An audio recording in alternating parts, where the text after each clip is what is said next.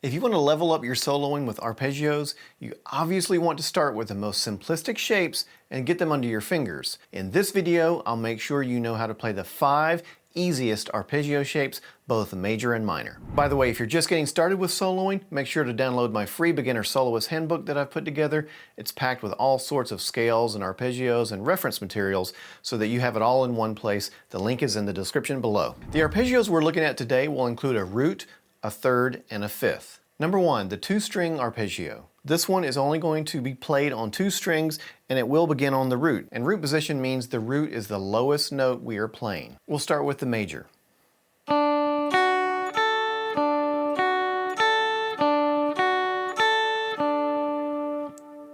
The minor.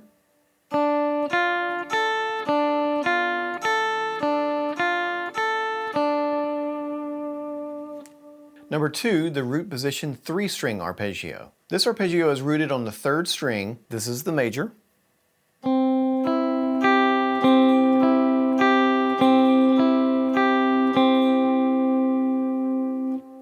And you might not want to let them ring out like that if you were using distortion, for example, but I've got a clean tone that sounds decent, so I'm letting them ring together and it sounds nice. You could play them individually though, like this,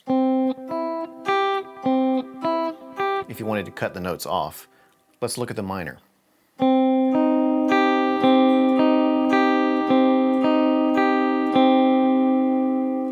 Number 3, the first inversion 3-string arpeggio. Now this arpeggio is rooted on the 1st string.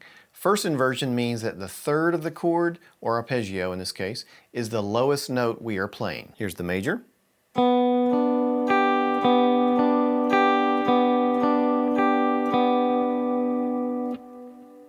Minor.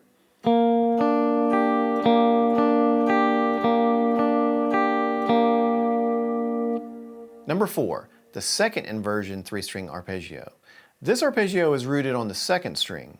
Second inversion means that the 5th of the chord, or arpeggio in this case, is the lowest note that we are playing. Here's the major.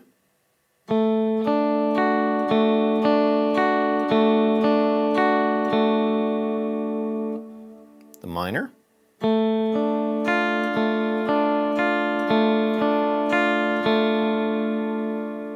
Number 5, the second inversion 3-string arpeggio with an octave. This arpeggio is also rooted on the 2nd string. The high note that we are now adding to this arpeggio is an octave of the 5th. So we begin with the 5th and end the arpeggio with the 5th. Here's the major.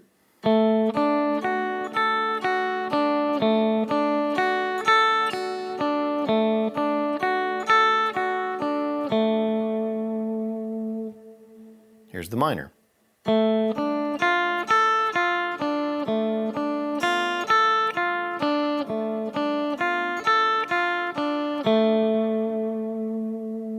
Those are the 5 easiest arpeggio shapes to learn on the guitar. If you're playing over a D major chord, then use a D major arpeggio so that you are playing the strongest notes possible. If it's a D minor chord you're playing over, then play a D minor arpeggio. It's that simple if you want your notes to sing and really stand out. Anytime you hear notes in a solo that just sound amazing and so perfect with the music, it's mostly because they are hitting chord tones. And knowing where your chord tones are is much easier when you know your basic arpeggio shapes. Now if you're just getting started with soloing and arpeggios are a bit tricky for you to use, you can just simplify and use a very small part of a scale shape and sound very musical that way. I recently made a video lesson about that and you can watch it right here.